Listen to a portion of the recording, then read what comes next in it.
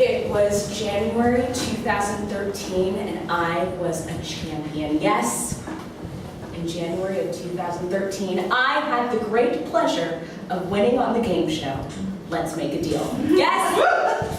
Talk to me afterwards and take pictures of it. Now here's how the game show works. You can choose option A or you can choose option B. If you choose option A, it might be a kitchen set. If you choose option B, it might be a pair of slippers made of grass. It's really all up to chance. It could be vice versa, whatever. You know, it's not really about the game. I was proud of myself for winning on Let's Make a Deal because I willed myself to win. I needed a car at that time of my life, so I was like, instead of buying a car, I'm just gonna go on a game show. That'll work. Let's Make a Deal requires all of its contestants to dress up in costume, so I found my best Egyptian princess outfit and mentally prepared myself for my new shiny red Mazda. And I got to the studio and I made it my mission to be the best game show potential contestant ever. I jumped around and yelled about how much I wanted to win a car, and voila, I was chosen to be on the show. I was not the winner of the shiny new red Mazda on Let's Make a Deal. Yes, it's too bad. But I did win a most expenses paid for trip to Grand Cayman. My obsession with going to Grand Cayman in 2013, I did all the research. Okay? I was really excited about it because my boyfriend at the time, we were going through a rough patch, and this relationship was going to, or this trip was all going to be about rejuvenating and strengthening our relationship, and we were going to have a lot of sex, right? So I was really excited. So the day of the trip came, and airport security at LAX was a breeze. Easy. Even though I never put the right amount of liquids in the containers in my toiletry bags, like I never followed that rule. I never have the right, storage. But they never care. The TSA people, they always either let it go or they do a simple poke about, maybe you get something confiscated. That's what it was this time. Nobody cared. We went on through security, it was fine. We got to the resort, and my boyfriend said that he had a gift for me. He got down on his knees, opened the secret compartment of his suitcase, and out came a vibrator and a purple translucent heart-covered box with a little red plastic tongue inside labeled The Lick. I thought, whew, we're on the same page. Now, I like masturbating probably more than the next girl, but I've never actually owned a vibrator at that point in my life, so I was, really curious about it. Let's just say it was a good gift. We did what we came to do on the trip. And we also swam with stingrays and made friends with the locals and went out to their favorite restaurant. And we also drank pina coladas 24/7 that we blended ourselves till we were sick of the taste of coconut. We got caught in the rain, we did the Caribbean. So by the end of the trip, we were strengthened and rejuvenated, ready to go back to LA.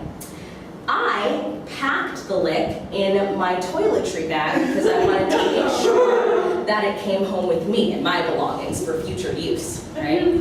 And we get to the airport, we're greeted by this hefty line for security, and I put my suitcase on the conveyor belt, it goes through, and there's a beep. Something's wrong with my suitcase. The TSA officer takes my suitcase off, he unzips it. I'm like, okay. No big deal. He takes my toiletry bag out. Whatever. He's probably going to do the simple poke about, or, maybe I'll get my Paris Hilton perfume confiscated. Hashtag not ashamed. It's going to be fine. Maybe I'll get a stern look for not following proper procedure. I did get a stern look, but it had nothing to do with not following proper procedure for my liquids and toiletries.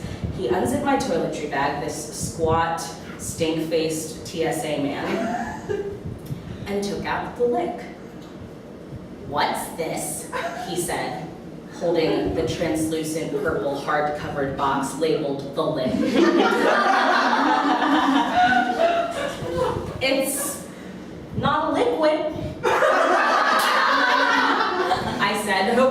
get the point and move on? What is it?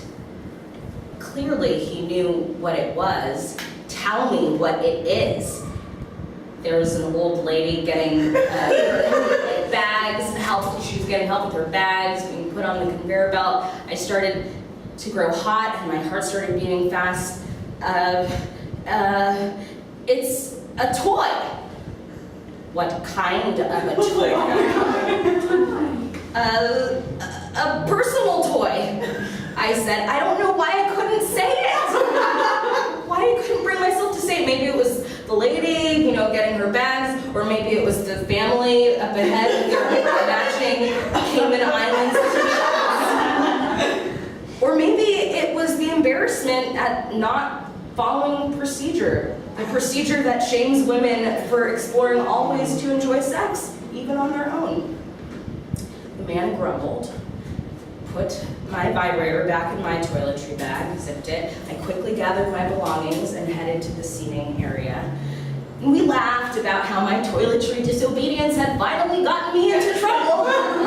But when I sat down, I realized that I was angry. So angry that I started to cry and couldn't stop. I mean, how dare he judge me and my belongings? And most importantly, how sad that it had worked. How quickly I had become shy and apologetic about something that I enjoyed.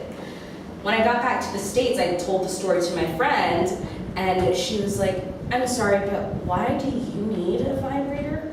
As if being in a relationship meant that I was no longer in charge of my own pleasure. At the end of the day, while that trip to the Cayman Islands was fantastic, that relationship didn't last, but my relationship to my body and my pleasure will be here forever! So it reminded me of a time in 8th grade when I brought up masturbation at a sleepover, and everyone looked at me like I was crazy. And I don't want to feel that way ever again. So let's stop pretending that we masturbate, right? Or if you don't, that's fine too. But you know what? Let's stop pretending there's anything wrong or shameful about exploring all ways to enjoy sex. So, with the pride that I can tell you that I am a Let's Make a Deal winner, I will tell you with pride that I am the proud owner of the Lick. I have a vibrator, and I am not ashamed to use it or put it in my toiletry bag.